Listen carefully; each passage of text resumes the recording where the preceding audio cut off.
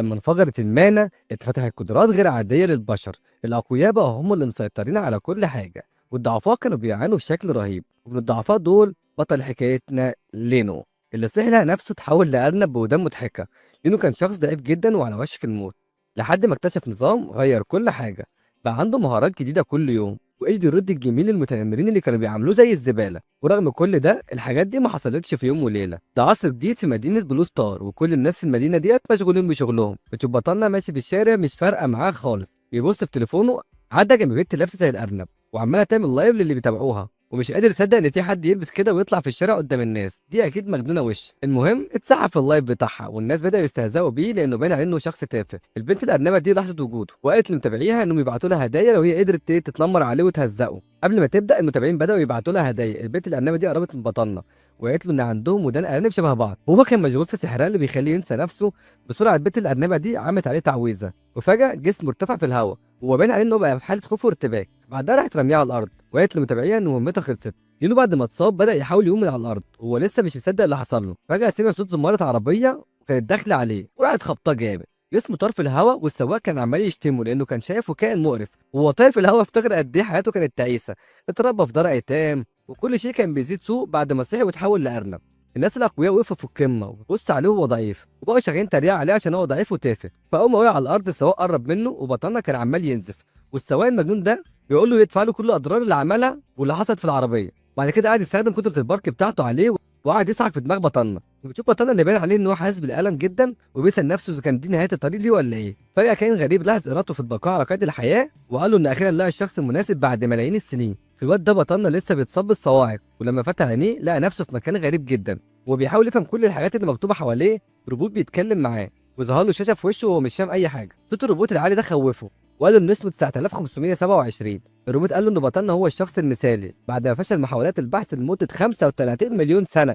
قسما بالله اللي بيكتبوا الروايات دول دماغهم فسكولني. بطلنا كان مبسوط انه لسه عايش، وقرر يسال ممكن يسال على المهارات اللي هو شايفها قدامه ديت. الروبوت قال له انه ممكن يديله مهاره كل يوم، لكن المهاره هتكون بشكل عشوائي. بعد ما سمع كده بطلنا بقى محبط اكتر، لان الحظ تاني هيتحكم في مصيره، واكتشف ان هو ما عندوش طاقه كفايه علشان يختار مهاره معينه. وابتدى يندم ان ما لقاش الروبوت ده من بدري.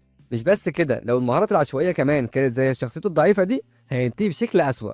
الروبوت سأل لو جاي يصحي مهارة جديدة، وبطلنا مفيش قدامه غير إن هو يوافق. عشان يستغل فرصته التانية في الحياة وافق على الشروط كلها، والنظام اختار له مهارة عشوائية من فئة اس. بعد كده بطلنا رجع للحياة في نفس المكان اللي كان بيتصاب فيه بالصواعق. السواق كان متفاجئ جدا إنه لسه عايش. لينو نط في الهواء باستخدام مهارته الجديدة اللي بتقوي رجليه، ونزل فوق العربية وراح مفرتك أمها. السواق كان غضبان جدا وجري ناحيته علشان ينفخه، لكن بطلنا ضربه بالرجل ضربة قوية طاير السواق في الهواء. البنت الأرنبة خايفة جدا على حياتها أول ما شافت المنظر بتاع بطلنا، وطلبت منه إنه يبعد عنها. بطلنا حسن ايديه باستخدام مهاراته، وابتدى يستعد انه يبعتها على الجحيم بس بطريقته الخاصه. بعد ما خلص كل اللي كان عاوز يعمله معاها غطاها بالجاكيت بتاعه. بعد كده رفع تليفونها وشاف المتابعين بتوعها كانوا بيشتموا فيه وبيحذروا انه ما يلمسهاش. استغل الفرصه دي وطلع على اللايف وقال لهم ان هو زعيم الارانب الكبير من دلوقتي. في اليوم اللي بعده في الفصل مجموعه من البنات كانوا بيتكلموا عن ظهور بطلنا في الاخبار، وكانوا متاكدين ان هو مش حد تاني. بطلنا دخل الفصل ومش فاهم الناس كلها مشغوله في ايه. البنات اتجمعوا حواليه بسرعه وابتدوا يسالوه اذا كان هو نفس الشخص اللي شافوه في اللايف ولا لا.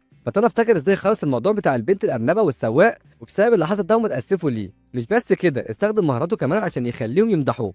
الراجل ده كان اكيد ياس جدا في اللحظه دي. بعد كده دخل على النظام عشان لسه ما خدش مهاره النهارده. الروبوت تجاري اختيار المهاره واداله مهاره اسمها الخياطه. فانا لانه كان فاشل فكر دي فرصته عشان يعجب البنات الحلوه ويخلي الناس كلها تحس بالغيره. لكن لما جرب المهاره ما لقاش النتيجه اللي كان عاوزها. الروبوت شرح له ان المهاره دي هتخليه يزرع كل انواع البذور وهم هينمو تحت رعايته. بالنسبه له المهاره دي كانت فاشله جدا، ابتدى يشتم في النظام وكل الناس افتكرت انه مجنون. بتشوف واحد من الطلاب في الفصل نده عليه ببطنه يبص لقى ليه العبقري اللي بيستخدم عنصر الرياح. الراجل ده عرض عليه الشغل وقال له انه ممكن يكسب فلوس قد كده، اللي طلب منه يوضح له التفاصيل بسرعه عشان يعرف اذا كان يستاهل ولا لا. وفي نفس الوقت ما فهمش ليه الولد ده فجاه بقى طيب معاه. الراجل قال له ان الشغل في نادي بيطلب جرسونات، وقال له انه هيبقى مناسب مع شكله الحلو ده. فطلع مش عارف يقول له ايه لما اكتشف ان الراجل ده عبيط لدرجه انه بيعرض عليه شغل في المكان ده، وحب يحط عليه وقال له اكيد ان لين اكيد زبون دايم في المكان ده. الراجل بيهز له دماغه من غير اصلا ما يفكر هو بيقول ايه. بعد ثواني لين فهم اللي حصل، لكن بطلنا كمل في مضايقته. لين خبط بايده على الترابيزه وهو غضبان جدا، وكان مستعد ان هو يدمر بطلنا عشان خلاه يظهر بمظهر غبي قدام النسوان. لكن المعلم دخل في الوقت ده وحذر ليه من العقوبه اللي هياخدها لو اتخانق في المدرسه. ما كانش قدامه غير انه ينسحب، لكن لسه عمال يراقب في بطلنا. بعد كده المعلم قال لهم ان الناس اللي صح قدراتهم هيتعمل لهم اختبار خاص علشان يشوفوا اذا كانوا يقدروا يدخلوا جامعه لينجو ولا لا. لما سمع بطلنا عن جامعه لينجو بدا يبقى مهتم اكتر بالكلام ده، وبنعرف ان لما الطاقه الروحيه اتجددت دلوقتي في بلو ستار تاسيس جامعه لينجو، وجامعه لينجو هي مكان مخصص لتدريب الناس اللي صحوا قدرتهم. لينو كان شخص عادي جدا مع قدرات ضعيفه في الوقت ده، لكن دلوقتي بيسأل كان عنده فرصه يدخل الجامعه دي بمساعده النظام ولا لا. رفع ايده وبيسال المعلم سؤال، لكن المعلم قال له ما يهتمش بالاخبار دي لانه هيسيب سمعه المدرسه. فانا جاله احباط من كلام المعلم، وكل الفصل بدا يضحك عليه ويتريق عليه. ورغم من كده قال للمعلم انه ياخد اختبار القدرات. المعلم فضل ثابت في رايه وقال له ان عنده مهارات عاديه وانه ملزم انه يحافظ على سمعه المدرسه. ده خلى انه يغضب اكتر وقرر انه يضرب كل واحد سبق واحتكره. المعلم عرض عليه فرصه يختبر قدرته، لو قدر يوصل لافضل 10 في اختبارات المدينه. بطلنا وافق بسرعه على العرض ده، والمعلم كان متحمس علشان يشوف النتيجه. بإصرار كبير بطلنا بيتعاقد انه يدخل جامعه لينجو باي ثمن. وهو بيجري بره المدرسه فكر في ازاي يقدر يوفر مصاريف الجامعه لانها غاليه جدا. وفجاه عربيه جت بسرعه وقفت قدامه. بطلنا بيسال مين ابن الجزمه اللي واقف قدامي ده، وبينزل بنتين من العربيه، واحده منهم شعرها ازرق نادته بالارنب. البنت دي اسمها جين، وكل الولاد في الحقيقه اصلا مغرمين بجمالها. حتى بطلنا كان مذهول من جمالها لما شافها قدامه. لانه بعدها فهم ان البنت دي كانت بتتريق عليه وبتناديه بالارنب الصغير، وبيسال ليه كل الستات بتحب تناديه بالاسم المحرج ده. ضحك شويه كده وقدم نفسه بطريقه مبالغ فيها وسخيفه، وعرض عليها رقم تليفون. لكن البنت التانيه اللي شعرها اصفر دي بدات تضحك عليه وعلى تصرفاته، وقال له انها نفس البنت الارنبه اللي كانت بتقول له انها جت عشان ترجع له الجاكيت بتاعه، وبتقول له انه ما يفكرش يتكلم عنها ولا يجيب سيرتها في اي موضوع تاني. بس مش عارف هي ليه شايفه الموضوع ده مهم بما انها اصلا مشهوره. جين بعد قطع كلامهم وسالت البنت الارنبه دي اللي هو نفس الشخص اللي قالت عنه. البنت قالت ان بطلنا قدر يهزم شخص من الفئه البرونزيه وكان عنده نجمتين، يعني قدرته اعلى من نجمتين.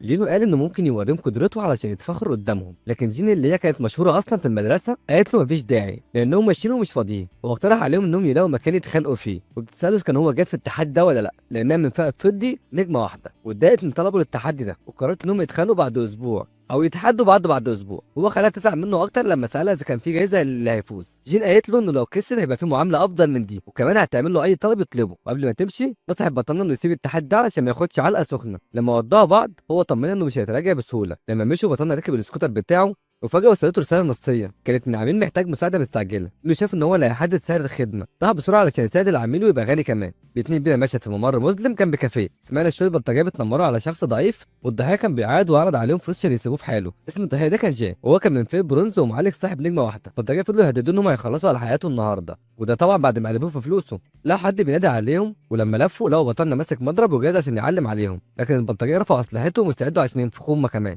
لكن بطلنا ما كانش لوحده اصلا، وما كانش بيهتم باي تهديد منهم. وراح مطرقع صوابعه مره واحده، ظهروا رباط عدد كبير من الناس كانوا جاهزين يضربوا البلطجيه دول. البلطجيه اول ما شافوا ان مفيش امل ليهم جريوا زي الفراخ. الواد التخين جه ناحيه بطلنا، ما كانش يصدق انه بقى الزعيم اللي في المنطقه. الواد فضل يزعق وبيقول للمجرمين دول ما تظهروش تاني هنا والا البطل هينفخكم. بعد كده شكر لينو وقال له طب النهارده اخويا الكبير يا اسطى. لكن البطل كان عايز فلوس، مش عايز وجع دماغ من عيال صغيره. الواد قدم نفسه وقال له انا اغنى طالب في المدرسه، وقال لبطلنا انا هديك 30,000 بولب كينيه ينطح كينيه. لينو اتفاجئ قد ايه هيبقى غني من الطلب ده، كل اللي محتاجه شويه فلوس للدراسه، وهو خلاص بقى غني دلوقتي. قرر بطلنا نتعامل معاه كانهم اصدقاء، وبيسال الواد ليه المجرمين دول كانوا بيهددوك. الواد قال له انا كنت مستخدم حساب بنت في لعبه والشخص اللي اتجوزته طلب مني تسجيل صوتي، لكن الشخص ده كان قاعد قدامي وسمعني وانا بستخدم مغير الصوت. الولد عرض على بطلنا توصيله في عربيه فخمه، لكن بطلنا رفض. وفي طريقه للبيت فكر انه محظوظ جدا النهارده، قابل مديره المدرسه وكسب فلوس كتير في نفس اليوم. في المدرسه الاستاذ طلب من الطلبه يهدوا عشان يبداوا الحصه. البطل كان مرهق جدا لانه كان بيذاكر طول الليل، حاول يصحصح نفسه بكوبايه قهوه لكنه كان ممكن يغمى عليه في اي لحظه. بعد كده طلب من الروبوت يديله المهاره بتاعت النهارده. الروبوت اتبدل منه وقال له قطعت نومتك الله يقطع نومتك. البطل اتفاجئ ليه الروبوت محتاج ينام. بعد كده المهارات ظهرت وكانت الذاكره التصويريه، ودي كانت احسن حاجه علشان الامتحان. قرر يجرب المهاره. الاستاذ لاحظ انه بيعمل حاجه غريبه، لانه بص على السبوره وحل المعادله بسرعه جدا. شاف ان المهاره دي سهله وبدا يقلب في كتب تانية علشان يذاكر اكتر. وهو غرقان في الكتب المدرس انفجر وبدا يصرخ فيه. الراجل ضرب المكتب والبطل نط من مكانه من الخضه، وبدا يزعل لبطلنا لان بطلنا كان بيقرا كتاب فيزياء في حصه اللغه. حاول يشرح له ان هو مبسوط جدا، ولكن المدرس مش قادر يستحمل. وفي الاخر الراجل بدا يطلع نار من بقه ولا تنين مكنح، وقعد يفكره درجاته السيئه. لينو قال له طب اسالني سؤال من اي صفحه، وكان واثق جدا من ذاكرته. لكن المدرس قال له انه لازم ييأس من اختبار المهارات، لكنه قال له انه من الافضل ما يستهينش بيه.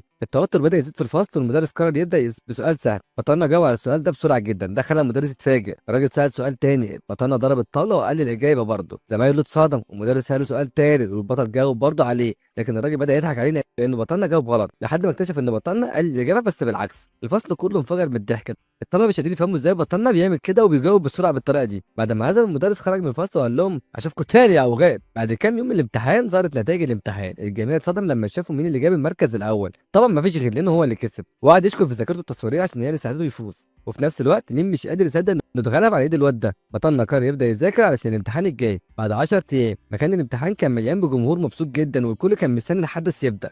المذيع بدأ ووجه دعوة لممثل من منطقة الجيش 30 وضيوف تانيين. جين دخلت الحلبة وكانت متعصبة جدا ما تعرفش ليه، وبعد كده فجأة راحت خابطة الحيطة مدمراها. في واحد بيشرح ان ده بسبب ان حد اخد مكانها الاول في الامتحانات النهائية. بتشوف بطلنا بيدخل الحلبة والبنت دي بيتكلموا بكل برود. بعد كده سألت البطل انت عايز ايه علشان تكسب الرهان؟ لانه رد عليها وقال لها ممكن نخرج نتغدى مع بعض عادي لو حابة. الطلب ده فاجئها جدا واعتذرت له لانها كانت بتقول عنه عيل ضعيف. المذيع ظهر فجأة وقال ان اكتر اتنين جابوا اعلى درجات في الامتحان موجودين هنا، لكن البنت فهمت كلامه غلط وبدأت تستهزأ ببطلنا. تقول له وقعدت تتريق على بطلنا تقول له تشجيع زي الارنب الصغير. بطلنا قال بكل ثقة انا هاخد المركز الاول في الامتحان ده. الجمهور كله بدأ يضحك عليه ويقول له ما تستعجلش يا حموكشة، لكن بطلنا خطف الميكروفون من المذيع وقال للجمهور اللي مش هيدعمني هيتعرض لمشكلة كبيرة قوي لما اقابله.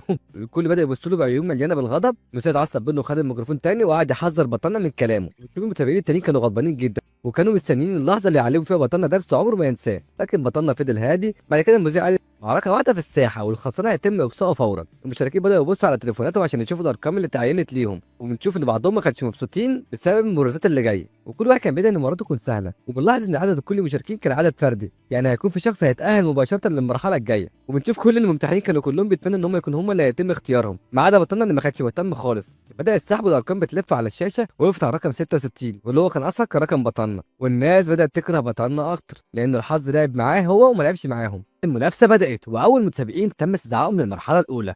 لينو كل المتسابقين التانيين خدوا اماكنهم وبيشوفوا المواجهات ديت على الشاشه، وشاف ان جين بتلعب في اول مواجهه وبلمح البصر المباراه انتهت. بطلنا بدأ يحس بعدم الراحة. جين فازت في مباراتها بسرعة وحولت خصمها لتمثال تلج، ودي مش حاجة غريبة لأن قوتها كبيرة وهي أصلا مستيقظة الجليد. بطلنا فتح كتابه وبدأ يدرس مهاراتها علشان ما ينزلش قدامها. بعد 10 دقايق المعركة الجاية كانت شرسة وقاتلة. القتال كان عنيف جدا والخصمين كانوا بيستخدموا كل قوتهم. كل واحد كان عايز يدمر التاني علشان يكسب الجايزة. من ناحية تانية بطلنا كان تعبان من متابعة الحركات الاستعراضية. دماغه دي كانت مش قادرة تتابع أكتر من كده، فقرر يتكلم مع الروبوت ويطلب منه المهارة بتاعت اليوم. وقال للروبوت إن هو كسول ومش عايز يتكلم معاه تاني، لكن الروبوت رد وقال له انه عشان هو لاعب مبتدئ مش مهتم بيه. بعد كده الروبوت اداله مهاره تعزيز بدني من الرتبه اس. لينو فرح لانه اخيرا بقى عنده مهاره مفيده مش زي المهارات التانيه اللي كانت معاه قبل كده، وكان سعيد كمان ان النظام مش عديم الفايده زي ما هو كان فاكر. لكن الروبوت حذره وقال له يخلي باله من كلامه، ولو ما عملش كده مش هيحصل على اي حاجه حلوه في حياته. البطل فعل المهاره الجديده بتاعته وكبرت عضلاته بشكل ضخم. عضلاته كبرت لدرجه انها قطعت قميصه، وبدا يظهر عضلاته ويخلي الناس في الاستاد يحسوا بعدم من الارتياح كده من ناحيته. بعد ما احرج نفسه بدات الجوله الثانيه من البطوله وتم السحب مره تانية، وطلع بطلنا هو الفائز المحظوظ. في اليوم اللي بعده من الامتحان لينو لسه برضه محظوظ وتأهل المرحله اللي بعدها من غير ما يبذل اي مجهود. في اليوم الثالث نفس الشيء برضه حصل، حتى هو بدا يمل من كونه محظوظ جدا. ولما الصحفي ساله عن شعوره من سحبات الحظ المتتاليه اللي جايه ورا بعضها دي، قال انا زهقت انا كمان مش قادر استنى عاوز اضرب اي حد. كل المشاركين كرهوا بطلنا اكتر وعاوزين ينزلوا ينفخوه. لين اخد الميكروفون وقال للبطل انه اتأهل من غير ما ياخد اي معركه، وعشان يوقف سلسله حظه دي قرر ينسحب من البطوله. ده معناه ان بطلنا هيضطر يتكتب بعد كده من هنا ورايح. المذيع اللي كان مبسوط جدا خطف الميكروفون وقال بطلنا لازم يتم تدليله في الجوله الثانيه يا جدعان. واحد من المشاركين شاف الفرصه دي علشان يخلص من بطلنا. الجمهور كله كان بيشجع خصم بطلنا ده، هما كانوا متاكدين ان هيهزم لينو. بطلنا شاف خصمه اللي بيقول له دي نهايه الطريق بالنسبه لك يا ارنب يا صغير، لكن لينو مش فاهم ليه الكل بيكرهه كده. لما بدات المعركه لين بدا يسب في بطلنا، قال له انت محظوظ انك بتواجهني. رغم كل الكلام ده بطلنا ما كانش مهتم بيه تماما، كان عايز يخلص المعركه دي بسرعه. ليه كان مستخدم لقوه الباركو وهو من الفئه البرونزيه 8 نجوم، وفي اول لحظه ضرب البارك اتجاه بطلنا، لكن بطلنا هرب بسهوله جدا من اول ضربه، والبارك ضرب الارض ده وعمل دمار كبير جدا في الساحه. بطلنا قال له انه وصل لحد هنا لانه كان بيواجه ناس ضعاف. لين اتنرفز اكتر وبدا يضرب بارك في كل مكان، لكن بطلنا اتجنب كل الضربات دي من غير ما يبذل اي مجهود. ما كانش عنده اختيار تاني فغطى الساحه كلها بالبرق، ما كانش في مكان بطلنا يهرب ليه. افتكر بطلنا ان مهارات البرق دي بيكون هجومها قوي جدا ولازم يتفاداها، لكن قبل ما الضربه دي ما توصل ليه نط لقدام علشان ينهي المعركه دي بضربه واحده. وبدا الضربه قويه خصمه ده اتفاجئ من سرعته وحس انه يقدر يتحمل الضربه دي او يصدها، لكن اعماله اتحطمت لما بطلنا رماه في الهواء. الضربه القويه دي خلت خصمه يطير بره الحلبه ويخرج من البطوله ويخرج بره الكوكب اصلا. بعد كده تم اعلان بطلنا كفائز في المعركه. الجمهور كله انفجر من الفرحه بعد اول فوز مذهل لبطلنا. كان الغولين دول بداوا يتخانقوا علشان يشوف مين هياخد بطلنا في جامعتهم. في الوقت ده بطلنا بيواجه خصمه الجاي اللي هو اصلا مستيقظ للقوه الجسديه. بعد ما شاف معركته اللي فاتت قال ان بطلنا ما استخدمش اي مانع، لكن المدير التاني شايف ان ده مستحيل بالنظر لقوه ضربه بطلنا، وعايز يعرف قد ايه قوه بطلنا حقيقيه من غير مانع. المباراه الجايه دي هتبدا بين بطلنا وخصم شيني. شيني ده مستيقظ قوي جدا بعضلات وحركات وبركات، وهالته كانت مخيفه اكتر من كل اللي بطلنا شافهم قبل كده. بطلنا بقى بياخد حذره كده بعد ما شاف الحاله المخيفه دي، لكن شيني بيتفاجئ من قوه بطلنا. قبل ما تبدا المعركه شيني بيقع على ركبته وبيعترف بالهزيمه. على طول بطلنا بيتاهل للمرحله اللي جايه. نفس الشيء بيحصل مع خصمه اللي بعده اللي بيسلم اصلا قبل ما تبدا المعركه، وبيكرر تاني وتالت، ومش فاهم ليه اصلا مش لاقي خصم يستحق القتال. وفي لمحه عين بطلنا بيتاهل للمرحله اللي الثمان اوائل. جيني اللي موجوده مع المتسابقين بتبص لبطلنا وهي مش عارفه اذا كان هيكون بينهم معركه اخيره ولا ايه، لكن بطلنا بيحس بالوحده من كتر ما عمال يكسب كده من غير ما بيواجه اصلا، وبيفكر ان المشاركه في اختبار القوه دي كانت مضيعه لوقته. فجاه الروبوت بينادي عليه وبيقول له ان في صفه وفي ظهرك يا معلم. الروبوت بيديله مهاره ده لليوم بتخليه يقدر يستخدم اي نوع من الرماح، لكن بطلنا شايف ان المهاره دي مش مفيده لان الناس مش بتستخدم الاسلحه دي دلوقتي. هو عمال يتذمر من مهارته ديت وعمال يبرطم. جميله مدرسه الثانويه بتقرب منه. بطلنا بسرعه بيقوم لما بيشوفها ويسالها كانت جايه علشانه ولا ايه. هي بتقول له انها عايزه تكلمه عن حاجه. جيم بتساله كان مهتم انه يكون جزء من فريق هي جمعيته لاستكشاف زنزانه من الدرجه البرونزيه. بطلنا بيبص لها باستغراب مش مصدق ان هي اصلا عايزه تروح زنزانه برونزيه. نعرف ان فجر المانا ظهرت زنزانات مليانه وحوش مانا وكنوز. الحيوانات دي زي الجواهر، جلودها غاليه، وكرات المانا بتساعد المستيقظين ان هم يزيدوا في القوه. بطلنا بيفكر انها فرصه انه يروح مع الجميله دي في موعد، مش قادر يصدق نفسه. لكن جيم بتكسر تفكيره ده بسرعه، بتقول انه هيكون في 6 تانيين مع الفريق. هو قبل الموضوع بسرعه وسال ليه لازم يكون في ناس ثانيه في الفريق. جيم راحت مصدره له الطرشه وما ردتش على سؤاله، وقالت له انها هتتصل بيه لما يجي وقت الاستكشاف. وقبل ما تمشي هو اقترح انهم يكملوا كلامهم وما بيشربوا فنجان قهوه، لكن هي قالت له يستعد للمعركه الجايه لانها مش ناويه تتهاون معاه وهتنفخه. وصل يوم النهائيات والجمهور متحمس اكتر من اي وقت عدى وفات. الجميع كان بيبص على جميله المدرسه الثانويه وبيدعموها وبيدعوا انها تهزم بطلنا. المباراه بين الجميله وبطلنا قربت تبدا والمذيع اعلن عن المواجهه. جيم بتشاور لبطلنا وبتوعده ان المركز الاول مش هيفلت منها تاني، لكن بطلنا مش مهتم اصلا لا مركز اول ولا بطيخ. هو كل اللي هو عاوزه يكسب وخلاص. بيقول لها ما تاخديش الكلام قوي على صدرك قوي كده. على الرغم من ده كله هو نصحها تستسلم لانه مش هيمسك نفسه وهينفخها. وبتشوف الاتنين كل واحد بياخد وضعيته ومستعدين يقاتلوا عشان الجائزه النهارده. جيم بتحاول تحذره من قدرتها الفضيه. بطلنا بيجري ناحيتها بضربه وبيحذرها وهو جاي بيضربها. هي بسرعه بتتصدى للضربه دي وده خلاها يفقد توازنه. في اللحظه دي هي اتزحلقت وراه وراحت ضرباه بالرجل ضربه قويه. بطلنا بيقدر يقوم بسرعه بفضل تعزيزاته الجسديه. بفضل جهوده الجسديه دي بيقدر يتحمل هجمات اللي عاده كانت كافيه تخلص عليه وعلى مخلفينه. من تعبير وجه جيم ديت واضح انها ناويه تخليه يندم على تحديها، لكن بطلنا بيجري ناحيتها بعزيمه لا تلي. المعركه لسه في بدايتها وهو ناوي يطلع كل اللي عنده. بطلنا يبدا هجوم متسلسل من الضربات، لكن جيم بتقدر تصد كل ضربه وهو عمال يضرب بكل قوته. هي بتظهر فجاه وراه وده بيخليه مستغرب ومصدوم. وقت ما بطلنا بيلف لورا كان الاوان فايق، راحت نازله عليه بالكوره، راحت رشقاه في الارض. بطلنا بيقع على الارض وهو مستسلم. البنت بتقول له يستسلم لان مهاراته القتاليه بيضان زيه. تسخر منه اكتر وبتقول له انها ما استخدمتش قدرتها الجليديه لحد دلوقتي. ورغم ده كله بطلنا بيقوم من جديد وبيحاول يلاقي طريقه ينهي بيها المعركه دي بسرعه. هو عمال يعاني وبياخد نفسه بالعافيه. فجاه بيجيله فكره، بيحاول يسال المذيع لو في وقت مستقطع وده بيصدم الجميع. المذيع ما بيجاوبش عليه لكنه بينط من الساحه بسرعه. بطلنا بيمسك المقشه ديت اللي جنبه ويسال اذا كان ممكن يستخدمها كسلاح. المذيع بيقول له ان ما حدش طلب حاجه زي كده في التاريخ، لكن جيم بتقول له ده مقبول تسمع له ويستخدم العصايه. هي حست شويه ان هو بيقلل من قدرتها وقررت تنهي المعركه دي. بطلنا يرجع تاني للجوله وهو يشيل المقشه دي زي الرمح ويستعد لاستكمال المعركه دي. حالته تبدا تتوهج كده بفضل مهاراته، وجيم بتلاحظ ان في حاجه غريبه بتحصل. بطلنا بيجري عليها وبيهجم وهي بتحاول تبعد عنه، ولما بيقرب منها وبيهاجمها تقدر تتفادى سلاحه، لكن مهاراته بتتنشط وبتحوله الى رامي رماح بروفيشنال. البنت بتحلف يمين ثلاثه انها هتمسكه وهتنفخه وهو بيعتذر لها على الضربه دي. ورغم اعتذاره هي مش مستعده تسامحه. ده خبطها عن مصلحه. كان عليه وابل من الرماح الجليديه لكنه بسهوله بيقدر يتفاداه. في حاله غضب البنت بتفعل قدره اقوى بتبدا بتجميد السحب الكامل. بطلنا بيلاحظ ان حركاته بقت ابطا بسبب الجليد المتجمد ده وهو محاصر في وضع صعب جدا. بطلنا بيشوف ان الفرصه الوحيده لنجاته هي التحول، لكن ما عندوش وقت للتفكير في ده لان جيم مستمره في رمي الرماح الجليديه. الرماح دي بتنفجر او ما بتتصدم وبتطلب من المذيع يطلب اسعافات ويعلن النتيجه. لكن قبل ما المذيع يعلنها كفائزه بطلنا بيظهر من ورا الدخان ولابس ودان الارنب. بيقول لجيم ما تروحيش بعيد قوي كده، ما تسرحيش بخيالك. وبيجري بسرعته ومعزز قوته وهي بسرعه بتلبس قفازات الجليديه دي للدفاع عن نفسها. بطلنا بيقرب منها وبيقدر يكسر دراعها الجليدي. فضل حالاته المتحوله دي الامور بقت صعبه جدا على البنت، لكنها اصلا مش مستعده تبعد المركز الثاني ومش قادره تقبل الهزيمه. جيم بتبدا تضخ طاقه اكتر في جسمها. فجاه هي بتتجاوز حدودها وبتتنقل لرتبه فضيه اعلى، وده بيخلي بطلنا قلقان ممكن تاذي نفسها. وهو بسرعه بيطلب من المذيع يوقف المعركه دي لانه حاسس ان هي بتغش. بيقول له الترقيه الى رتبك ده مش غش، بس العيل الادب هو اللي غبي ما يعرفش القوانين دي. الناحيه الثانيه جيم بتسال ليه بطلنا ما هاجمش عليها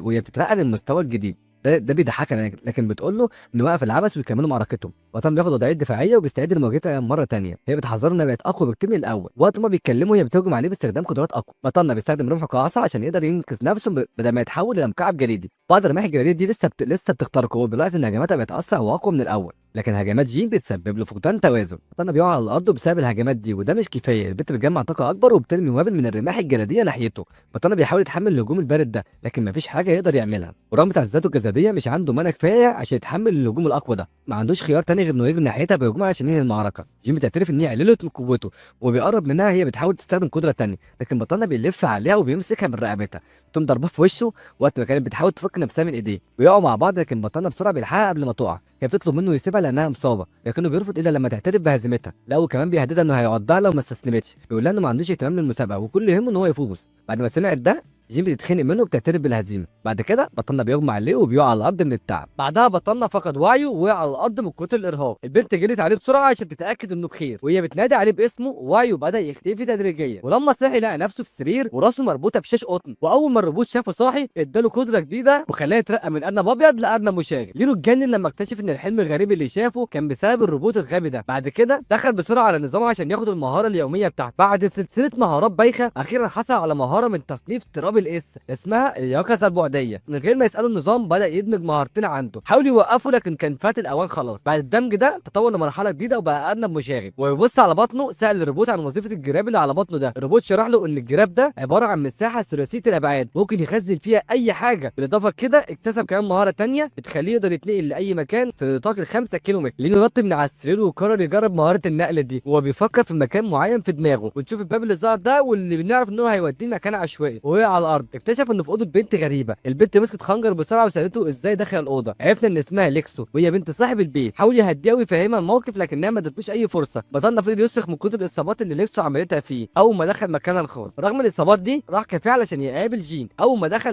لقاها بتشاور له من الترابيزه اللي قاعده عليها مع شويه ناس تانيين من المستيقظين. وهو بيقرب شافت اصابته وسالته اذا كان بخير ولا لا، خصوصا انهم على وشك خلاص انهم يخرجوا. بعدين عرفته على الفريق وبدات بتشونج مان وشانج سان، الاثنين حسوا بالذنب لما شافوا اصاباته، وحتى المعالج عرض عليه عالج. بعد كده قابل واحد اسمه جانج تشونج وده من نوع الصحوه الناريه او راجل مستيقظ بقوه النار. الراجل سلم على بطلنا وقعد يمدحه على ادائه في الساحه. جين كملت كلامها معاه وبتقول له ان في اتنين كمان في فريقهم لكن عندهم شويه حاجات لازم يخلصوها. بعدها بتساله عن قبوله في جامعه لينجو وهو بيرد عليها انه خلاص سلم الخطاب بس كان متوتر جدا. جين بيساله عن الجامعه اللي ناوي يدخلها. بطلنا بغبائه افتكر انها بتسال عشان هي مهتمه بيه وكده. قال لها انه بيفكر يدخل جامعه لينجو وسالها اذا كانت عايزه تكون معاه في نفس الجامعه ولا لا. المره دي محاولته في المغازله نجحت لانها اعترفت انها عايزه تكون معاه في نفس الجامعه، بس السبب الحقيقي انها عايزه تهزمه وتثبت نفسها مش اكتر ولا اقل. بعد كده جين قررت تسيب الموضوع وتتكلم في حاجه اهم. فتح الكتاب وورد لهم عن روح ثعلب الجليد اللي هيكون هدفهم. بما ان ثعالب الجليد بتعيش في مجموعات هي مش تقدر تتعامل معاهم لوحدها. رغم كده تشونج قال لها ان ما تبقاش متواضعه زياده عن اللزوم، الكل شايفها فرصه كويسه للتدريب وكمان وجودهم معاها. بطلنا كمان قال انه محظوظ انها دعيته معاها للفريق. جين قالت انهم ينادوا عليها باسمها بدل ما كل شويه ينادوها بالجميله. بعد ما اتفقوا خلاص على الخطه قالت لهم انهم هيخرجوا بعد 3 ايام وهيرتبوا الاجتماع عند بيت بطلنا. وصل يوم الانطلاق وبطلنا كان بيحضر شنطته ومستعد للمغامره اللي هيعيشها. النظام اداله مهاره يوميه لكنها طلعت مهاره بايخه ثانيه بس من فيها ايه. المهاره بتخليه يتقن كل اللغات الموجوده على الارض، وفي مهاره ثانيه بتخليه يعرف يستخدم كل تقنيات العلاج. رغم انه كان متضايق الروبوت قال انه محظوظ لانه بياخد مهارات بشكل يومي. بطلنا افتكر جرابه ثلاثي الابعاد والروبوت اقترح عليه يحط شنطته جواه. رفع الشنطه وامتصت في الجراب رغم حجمها الكبير. النظام قال له ان كل الحاجات اللي في الاوضه دي ممكن تدخلها جوه الجراب. وهو في قمه اندهاشه من اللي حصل سمع صوت كلاكس عربيه بيب بيب بيب بيب جاي من الشباك. بس لقى الفريق بتاعه وصل وقال لهم ما نصبروا شويه، انا لازم كمان شويه اصبروا. بتشوف شونج اللي كان مركز بطريقه غريبه على الجراب ثلاثي الابعاد ده، والكل كان مبهور اصلا من المهاره دي لانهم ما شافوش حاجه زيها قبل كده. جين قالت ان المهاره بتاعته نادره جدا وبتخليه قوي، وبدافع الفضول طلب منه انه يلمسه لكن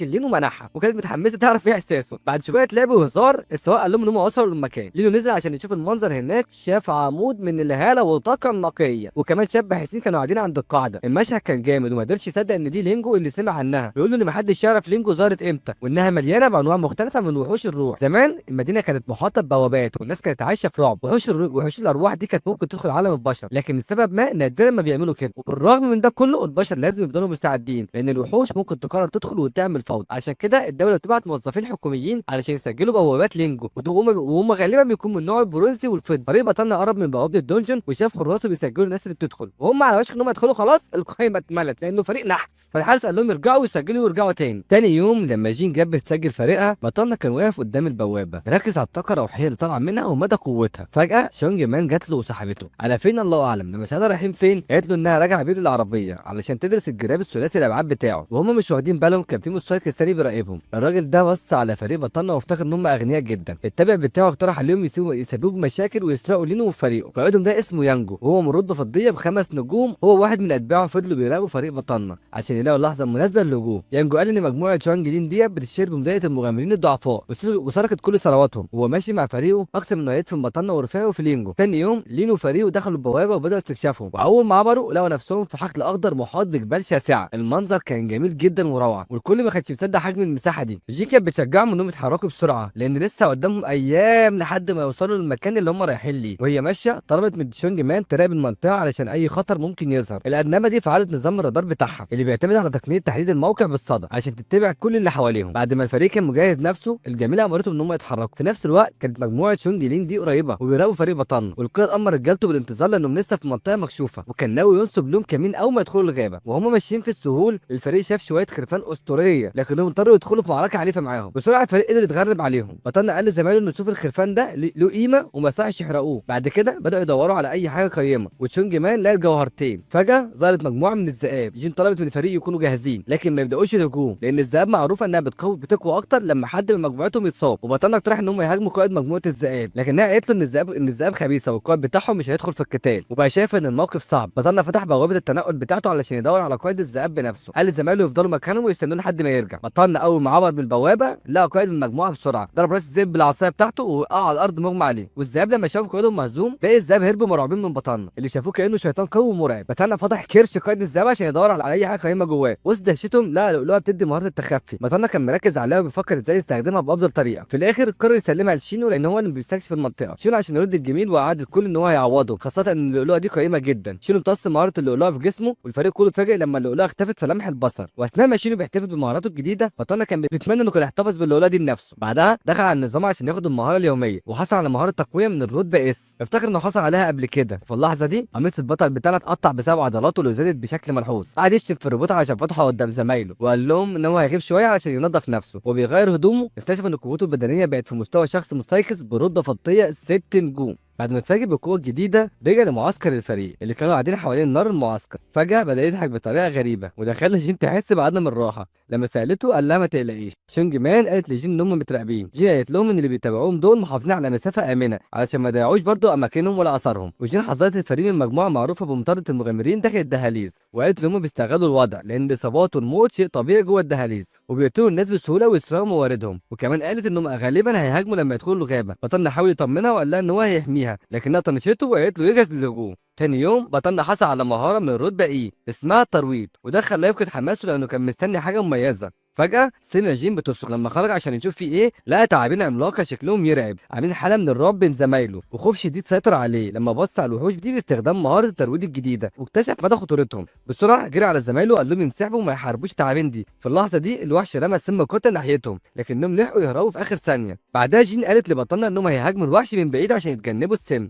هما الاثنين بدأوا يضربوا الوحش بهجمات من البرق والجليد وقدروا يهزموا التعابين دي بضرباتهم القوية. وفي الآخر التعابين وقعت على الأرض مهزومة. بطلنا قرب عشان يفتح الوحش ويدور على موارد جوه جسمه لكنه لاحظ حركه غريبه. قال لفريقه يفضلوا بعيد لحد ما يشوف في ايه. لما فتح كيس جوه التعبان خرج مخلوق غريب اسمه ماروت. الفريق الاولاد استغربوا وجوده لكن البنات شافوه مخلوق كيوت جدا. المخلوق نط على كتف بطلنا اللي حس بعدم الراحه والخوف. بعد شويه المخلوق ده قرر يسيبه ونط على جين وبدا يلعب معاها. بطلنا اتضايق جدا لكنه كمل يدور جوه التعبان على حاجات تانية. لقى جوهرتين مانا والمخلوق ده باين انه مهتم بيهم جدا. بطلنا رفض يسلمهم له لكن لاحظ ان المخلوق بيحاول يساومه. لما بطلنا رفض المخلوق ده خطف الجواهر وجري. زمايله حاولوا يهدوه لكن البطل ما كانش قادر ينسى قد ايه الجواهر دي كانت هتجيب له فلوس كتير. في الوقت ده جين سمعت اصوات غريبه جايه من الغابه وشافوا شعاع نور جاي ناحيتهم بسرعه رهيبه. الفريق كله استعد للمعركه. فجاه المخلوق اللي اسمه المارود ده طلع من تحت الارض ومعاه لؤلؤه وجاب اصحابه كمان. الفريق كله اتصدم لما شافوا ان عدد كبير جدا من المراميد دول طالعين من تحت الارض. المخلوق نادى على اصحابه وبدا يجمعوا كومه ضخمه من لآلئ المانا لبطلنا. المرموت قال لهم انه ده تعبير عن الامتنان للجواهر اللي اخذها من بطلنا. تشونج مان عدت عدد الجواهر الموجوده وميزت اللي عندها مهارات. ولما بطلنا بص كويس لاحظ ان مفيش اي لقالي نادره او مرتبطه بالارض، لان المرموط دول غالبا امتصوها. بطلنا قرر يسلم لقالي النار لجانج تشين، وبعدها جين قالت له انه ممكن يحتفظ بكل الجواهر المتبقيه كنوع من الشكر. البطل قابل الابل اللقالي ديت وشكر زمايله وهو بيحطهم جوه البعد الجيبي بتاعه. بعدها جيل طلبت منه يجرب يمتص واحده من اللقالق، رغم انه عمره ما عمل كده قبل كده. حاول ولقوا نور ساطع طالع من اللؤلؤه لما امتصها. فجاه بطلنا طلع لمستوى مغامر برونزي 3 نجوم. الفريق باركته على الانجاز دوت، وجين كمان استغربت كميه الطاقه اللي كانت في اللؤلؤه، لكنها باركت له هي كمان. بعد كده بدا يتفشخر يقول انه كان بيتدرب لمده شهر. بعدها شكر المرمود على اللقالق وكان مستعد يسيبه ويرجع لاصحابه، لكن بطلنا قرر يحتفظ بيه ويقنعه بطريقه شريره شويه، وانه يفضل معاهم علشان يساعدهم في مهمه تانية. في الوقت ده مجموعه جينج لانج دول كانوا لسه بيراقبوا فريق بطلنا. قطاع الطرق كانوا متحمسين جدا للهجوم، لكن قائدهم قال لهم يهدوا شويه. يانج قرر يستنى الفريق يدخلوا الغابه اكتر علشان يضمن ان مفيش طريق للهروب، ووعد رجالته انه هيديهم الاشاره للهجوم لما الفريق يبقى مش واخدين بالهم. بالليل بنشوف بطلنا واقف جنب خندق المرموط اللي كان بيحفره. البطل اداله شويه اشواك يثبتها في الخندق ده، وبعدها صب السم الكبرى اللي كان اخده قبل كده على الاشواك. ولما الفخ بقى جاهز ودع المرموط واصحابه بعد ما خبى الفخ كويس. بعدها جين قالت له ان تشونج مان عاوزه تتكلم معاهم. هو وجين راحوا لمكان نار المخيمه عشان يشوفوا عايزه ايه. تشونج مان قالت لهم ان اللي بيتبعوهم قربوا جدا منهم وسمعتهم بوضوح، واكتشفت ان المجموعه دي اسمها الذئاب المتوحشه، وبيشتهروا بقتلهم المغامرين الجداد في الدهاليز البرونزيه. ولما البطل شاف ان فريقه خايف جدا قال لهم يوقفوا الكلام ده ويهدوا شويه، لان الوضع ده مش زي القتال في الساحه، واكد لهم ان اي غلطه صغيره ممكن تكلفهم حياتهم. بعدها راح عند شين وقال له يركز على حمايه شونج مان وشانج سن لانهم اضعف اعضاء الفريق. في الوقت ده جين كانت مبهوره بطريقه قياده بطلنا اللي ظهرت مختلفه تماما عنها، لانها كانت بتتوتر بسرعه. لكن بطلنا وهو بيتكلم مع جين انتهى بيه الحال وبيغازلها ويحاول يتصرف كبطل المنقذ. هي ضحكت عليه لكنها فاجئته وقالت له انها تعتمد عليه. لما نص الليل حل مجموعه قطاع الطرق قربت على خيام فريق بطلنا. يانج قال لرجالته ان الوقت خلاص حن لمطاردة فرائسهم، ولما قربوا اكتر امرهم القائد يتفرقوا ويحاصروا الخيام من كل الاتجاهات. رجالته نفذوا الاوامر دي بسرعه، لكن واحد منهم بدا يحس ان يانج مكبر الموضوع اكتر من اللازم. فجاه وقع في فخ بطلنا وسقط في الخندق. الاشواك الخشبيه اخترقت جسمه وقتلته بسرعه. قبل ما يانج يستوعب اللي حصل لقى معظم رجالته وقعوا في الفخاخ. لما امرهم يتجمعوا تاني واحد من رجالته قال له ان في 2 ماتوا وواحد تاني اتصاب اصابه خطيره وشكله كده مش هيعيش. القائد فضل يسب ويلعن في الوضع ده، وفي الوقت دوت فريق بطلنا خرجوا من الخيم. يانج اعترف ان بطلنا ضحك عليه، لكن وعده بانه يخلص كل حاجه فورا ويبعتهم لمصيرهم. بطلنا رفع ايده في الهواء وطرقع بصوابع ايديه علشان يدي الاشاره لبقيه زمايله، والنصوص كانوا باصين على الهجوم الجاي عليهم من فوق. هجمات من النار والبرق بدات تضرب فيهم. جانج وشينو ظهروا وبداوا يجهزوا تعويذهم للهجوم. قائد العصابه لاحظ ان تم الهجوم عليهم فقال رجالته يتفرقوا، بس بعض منهم وقعوا في الانفجار ده. في الوقت ده جين قالت لبطلنا انها جاهزه وعملت تعويذه جليديه، والتلج بدا يتحرك على الارض في اتجاه اللصوص، والتلج جمد رجليهم وثبتهم في مكانهم وملهمش اي مكان يجروا ليه. وما بيحاولوا يكسروا الجليد ده السحرة بتوع النار والتلج دمجوا تعاويذهم علشان يقضوا عليهم. بعد ما الدخان راح يانج اتبلغ ان واحد تاني من رجالته مات ومبقاش عنده اختيار، وبنشوف ان الباقي من رجالته قرروا يواجهوا فريق بطلنا. العصابه الفضيه بدأوا يطلعوا حاله قويه ومرعبه، وجين لما شافت الهاله المخيفه دي اتوترت اكتر. بطلنا طمنهم وقال ان كل اللي بيعملوه ده شغل الدفاع عن نفسهم. من الناحيه الثانيه جين بقت متوتره اكتر لما شافت قوه اللصوص الكبيره، وقررت انها تشتت انتباه قائدهم وتخليه مشغول. وقالت لبطلنا خليك انت مع اخر واحد، لكن هو لاحظ انها متوتره وقال لها تهدى شويه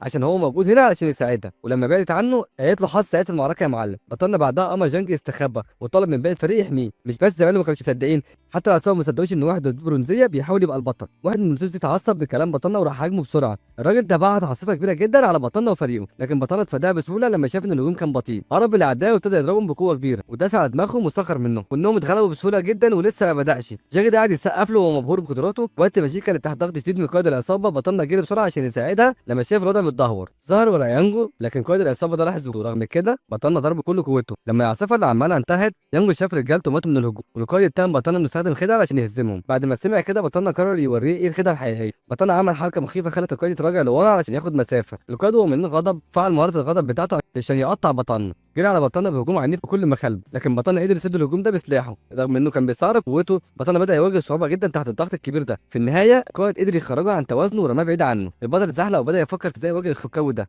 وفي نفس الوقت ده يانجو جري عليه وصرخ فيه عشان ما يتلهيش عن المعركه. بطلنا اتفادى الهجوم الموجه لراسه ده وفضل يتفادى الهجمات المجنونه اللي كان بيحاول يواجهها القائد ليه. وفي نفس الوقت يانجو لازم ينهي المعركه بسرعه قبل ما قدرته تنفذ. فجاه ظهر له ديل وقال لبطلنا دلوقتي هوريك ازاي المعركه هتنتهي. فجاه بيظهر له ديل وبيقول لبطلنا حاول تتفادى ضربه النمر، وبيهجم عليه بديله، لكن بطلنا بيصد الهجوم ده بصعوبه جدا، وللاسف مش بيقدر يصمد كتير، ومره واحده بينكسر سلاحه وبنشوفه وهو بيطير لبعيد. لما بطلنا بيشوف انه ما ينفعش يستهين بالخصم ده اكتر من كده، بيقرر يستخدم ورقته الرابحه، بيفعل بوابه النقل بتاعته وبيقول خلاص كده القتال قرب يخلص. بنشوف العدو ده وهو بيتلخبط لما بطلنا بيختفي في البوابه دي، والصدمه بتزيد لما بطلنا بيظهر فجاه من بوابه تانيه فوق الخصم. ومع كل ده يانجو برضه لسه شايف انها فرصه انه ينهي على بطلنا. الخوف في عيون بطلنا بدا يزيد لما العدو بدا يقرب منه، لكن في اللحظه دي بيشاور لزمايله علشان يهاجموا. جين واتنين من زمايله بيظهروا فجاه وهما بيجهزوا نفسهم عشان يطلقوا تعاويذ على زعيم العصابه المنحوس. في نفس الوقت بطلنا بيختفي في البوابه تاني وبيسيب يانجو لمصيره، بس خلاص لما الزعيم بيفهم المهاره اللي بيستخدمها بطلنا بيكون متاخر. التعويذات السحريه تضربه وبتعمل انفجار ضخم جدا. بعد كده لينو بيهني فريقه على الشغل العظيم اللي عملوه. في الوقت ده يانجو بيكون واقع على الارض بهزيمه مهينه جدا. لما جانجي بيتفقد الجثه بياكد ان زعيم العصابه خلاص مات. فجاه جين بتحس بالم شديد جدا غالبا بسبب الاجهاد من القتال. لينو بيجري عليها بيسالها كانت كويسه ولا لا، بيبص على زمايله التانيين وبيشوف ازاي المعركه دي اثرت عليهم، وبيطمنهم ويقول لهم ان اللي عملوه ده كان مجرد دفاع عن النفس، وانهم كانوا هيموتوا لو ما قتلوش العصابه. الكلام ده بيرفع معنويات زمايله شويه وبيبتدوا يحسوا بتحسن شويه. بعدين بيطلب منهم يلاقوا مكان يرتاحوا فيه ويرتبوا فيه افكارهم. لما بيوصلوا لمكان بعيد شويه عن الجثث وامن، جين بتبقى مرتاحه وفرحانه. لينو بيقول لزمايله يرتاحوا شويه، هو وجين هيبقوا في الحراسه، والمعالج بيعالج اصابتهم وبيشكروه على كده. الراجل بيقول له ان بطلنا راجل عظيم جدا وانه عمل الصح النهارده، لكن لينو بيرد عليه انه ما يكونش متواضع قوي كده لانه افضل دعم عندهم. فجاه جين بتظهر تطلب من الراجل ده يرتاح وبتقول له ان هي وبطلنا هيبقوا في الحراسه بداله. بنظره جذابه كده بتقول له ان هي عايزه تناقش حاجات مع لينو. جانجي بيخرج بسرعه ويسيب بطلنا مع الكوراج بتاعته. لما جين بتقعد جنب لينو يبدا يحس بالتوتر والخجل وبيسال في نفسه عايز يتكلم معايا عن ايه. لما بيبص لها عيونهم بيقعوا على بعض وبيحس بكسوف ويطلب منها بلطف كده ان هي ما تبصلوش البصه الدباحه دي، لكن جين بتضحك وبتقول له انه راجل قليل ادب وما ترباش وما شافش بربع جنيه تربيه. بعدها بتبص له تاني وبتعترف انه وسيم. بطلنا بيتلخبط اكتر لان جين ما كانتش بتجامله كده في الايام العاديه، وهي بتقدم له ايد المساعده بتقول له انها بتتكلم جد وبتفتكر كل افعاله الشجاعه اللي عملها النهارده. كمان بتقول له انه اتصرف بشكل رائع جدا وده خلى لونه يتوتر اكتر. في لحظه حماس بيمسك ايديها وبيسالها اذا كان عندها حبيب. دي خطوه جريئه جدا منه، والسؤال ده بيخليها محتاره ومتلبكه ومتوتره ومش عارفه تتلم على نفسها. بسرعه بتسحب ايديها وبتساله هو ليه بيسال السؤال ده. بطلنا بيقول لها انه كان بيفكر اذا كانت عايزاه بما ان الكلام بتاعها كان كله مجاملات. جين بتقول له ان لها معايير عاليه تفضل حد يكون احسن منها في كل حاجه، وجين بترفض تعترف بالهزيمه وبتقول انهم هيعرفوا مين الافضل بينهم في الامتحانات اللي جايه. بطلنا بيحس بالثقه والحماس وبيسالها هتعمل ايه لو غلبها في الامتحانات. بيطلب منها تبقى حبيبته لو هو كسب، لكن جين بتقول له خليك احلم براحتك. وهما بيتكلموا بيقاطعهم وصول باقي الشباب اللي هيبادلوا معاهم النوبه الليليه. بطلنا بيودع جين لكنها بتكون متضايقه منه ومش بترد عليه. الصبح لينو بيصحى على طول وبيستخدم مهاراته اليوميه، والحزن حظه بيصل على مهاره تعزيز مانا من الدرجه اس، وده بيخليه يتقدم بمستويين وبيبقى مستواه برونزي 5 نجوم. لما بيطلب من النظام يوصل له الرتبه فضيه النظام بيتعصب عليه بسبب الطلب الغريب ده. بعدها بيخرج من خيمته وبيقابل باقي الفريق. جانكي سان اللي اتصدم لما شافه بيلاحظ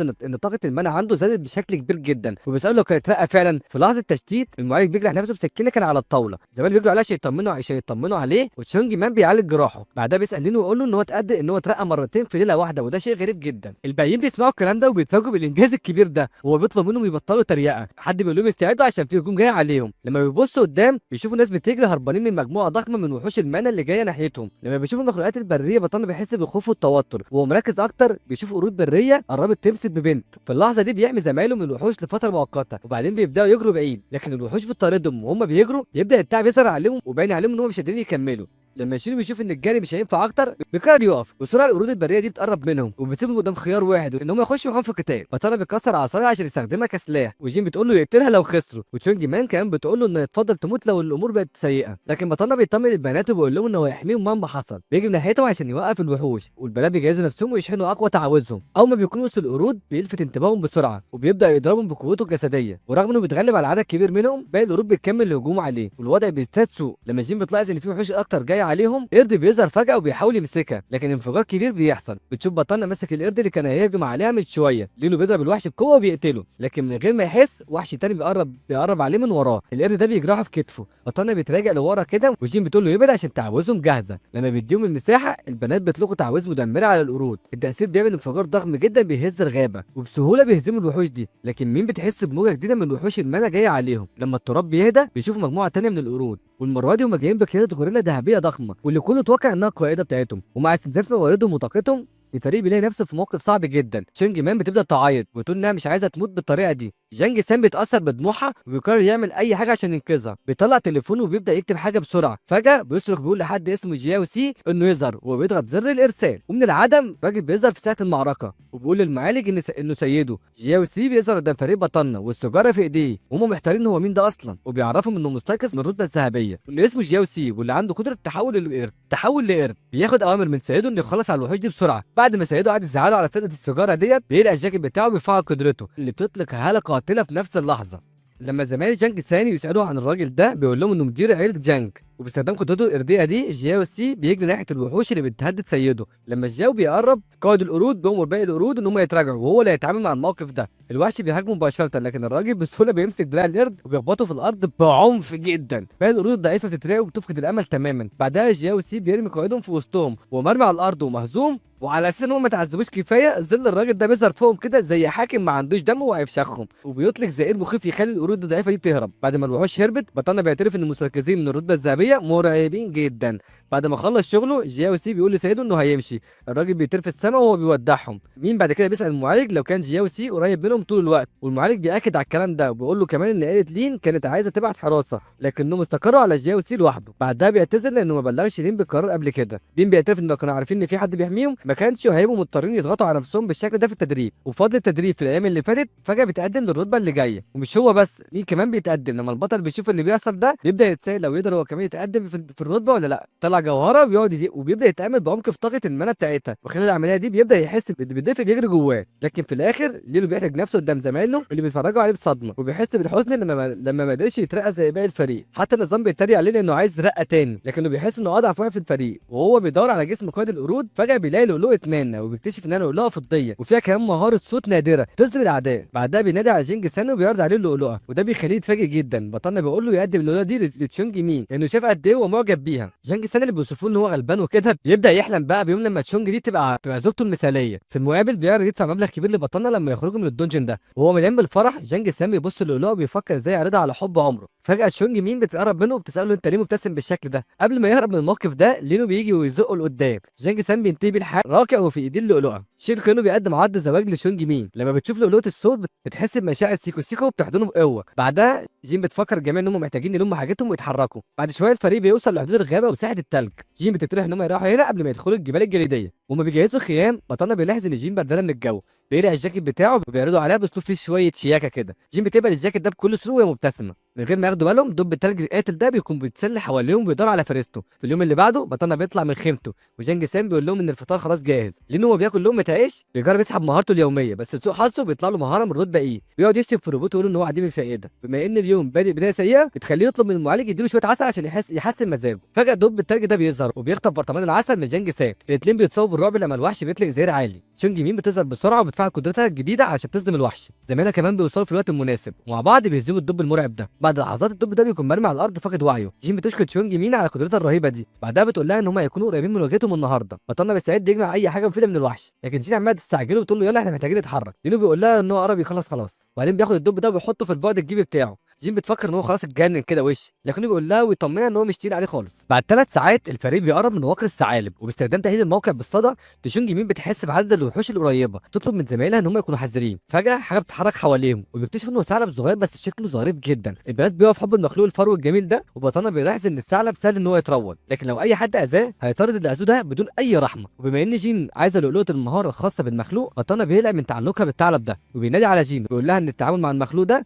مش هيبقى صعب لكنها مش مبسوطه من فكره ازاي الثعلب الصغير. بالرغم من كده بطلنا بيسالها لو محتاجه مساعده. جين بتبص للثعلب الصغير البريء اللي في حضنها ده بتقرر انه احسن تسيبه يمشي. بتحس انها هتبقى وحش زي القاتل لو قتلته. مجرد مقابله وحش مانع لطيف زي ده كفايه بالنسبه ليها. زمايلها كلهم بيكونوا مبسوطين من قرارها وما توقعوش اقل من كده منها. وهي بتشاور لزمايلها يمشوا بطلنا بيوقفهم بسرعه. فجاه بيشوفوا 2 من الثعالب الكبيره قربوا منهم. المخلوقات دي بتطلق زئير عالي وشرس. بطلنا بيفترض ان الوحوش دي غضبانه لانها فاكره ان البشر خطفوا لهم لكن الثعلب الصغير بيمشي ناحيتهم وبيهديهم. لما بيشرح لهم الموقف الثعلب الضخم ده بعدها بيدي الفريق ابتسامه لطيفه كده. لينو وزمايله بيكونوا مبسوطين ان الموقف ده عدى على خير، وبفضل مهارته اللي من رتبه ايه اللي ليها علاقه بالحيوانات بطلنا بيقرب من الثعالب، بيحاول يشوف لو يقدر ياخد لؤلؤه مهاره منهم، وبيرضى عليهم انه يديهم حاجه تانية مقابل اي لقالق مانا ممكن تكون عندهم. بيكتشف ان عندهم لؤلؤه مانا وبيقولوا له انهم هيديها له لو ساعدوهم يهزموا عدوهم. بطلنا بيحلف 100 يمين انه هيهزم اي مخلوق يحاول يدور الثعالب اللطيفه دي. الثعالب بتقول له ان العدو هو دب قمه التلج. الفريق بيتصدم لما يعرفوا انه نفس الدب اللي هزموه قبل كده. بطلنا بيفتح البعد الجيبي بتاعه وبيطلع الدب ميت، والثعالب بتكون مذهوله، وفي المقابل ثعالب التلج بتدي له لؤلؤتين مانا مكافاه على هزيمه عدوهم. لينو بياخد واحده من الليالي دي وبيعرضها على حب حياته. بنشوف الكل وهم مستنيين ومتحمسين يشوفوا مهاره جين الجديده، حتى بطلنا نفسه مش قادر يستنى ويشوف هيجي لها مهاره ايه. جين بتاخد اللؤلؤه وتبدا في امتصاصها. بيظهر فجاه قوس جليدي وبتقول لكل انه ما هيشوفها هتعمل ايه. بتطلق سهم جليدي قوي جدا، والصدمه اللي بتحصل بعد الضربه بتكون قويه جدا وبتخلي بطلنا يهتز. السهم بينطلق بسرعه ويدمر كل حاجه في طريقه. بعد ما شاف المهاره المدهشه دي بيحس لين بالاحباط وان مفيش اي امل في التفوق على جين. بعد ما هنا ليه جين على مهارتها بتقترح تشونج مين انهم ياخدوا صوره جماعيه. بيروح جانج سان ناحيه الثعالب دي وبيطلب منهم انهم يساعدوه في التقاط صوره. بيظبط المؤقت وبيدي التليفون بتاعه للثعالب، بينادي عليهم تشونج مين عشان يتجمعوا بسرعه عشان الصوره، وبياخدوا صوره جماعيه جميله. بعد 3 ايام بتشوف بطلنا عمال يبص على الصوره بسعاده كبيره. فجاه بيجي له اشعارات عن اموال عماله تتبعت له من زمايله. بفضل الرحله الاستكشافيه دي بقى دلوقتي مليونير. كل باقي له انه يبقى الاول في الامتحانات الجايه، وده كله عشان يبقى شريك مناسب لجين. لكن النظام بيقاطعه ويقول له توقف عن الاحلام الورديه دي، ان جين عمرها ما هتشوفه ابدا شريك ليها. بطلنا قاعد يفتخر بدراسته اليوميه وتقدمه الى مستوى برونزي من 8 نجوم. وفي يوم اعلان النتائج بعد شهر بطلنا قاعد في سايبر مع فريقه ومستنيين اعلان النتائج. تشونج مين واثقه انها هتكون في التوب 10 وجانج سام بيدعمها. فجاه جين بتخطف الماوس من بطلنا عشان تشوف النتيجه، واول ما النتيجه تظهر بتتعصب جدا لما تلاقي ان لينو جايب الدرجات النهائيه في كل المواد. جين مش مصدقه وسالت لينو ازاي عمل كده. بطلنا بيبص للشاشه بكل فخر وعنطزه، واول ما بيشوف درجاته بيرفع مناخيره للسما. لما يروح يشوف نتيجه جين بتقول له انها خسرت وبتعترف بهزيمتها بكل سهوله، واللي حواليها مش مصدقين انها قالت كده. بعدها لينو بيبدا يتفخر بفلوسه وبيقول لها طب امتى بقى اطلب ايدك من اهلك. طبعا جين اتعصبت جدا وقالت له انه واقع ومش محترم وما يشافش بربع جنيه تربيه، ودمرته بالكلام ده حتى لما قلبه اتكسر. جانج سام بيحاول يرفع معنوياته وبيقول له انهم هيتقابلوا بعد اسبوعين عشان يسافروا مع بعض لمدينه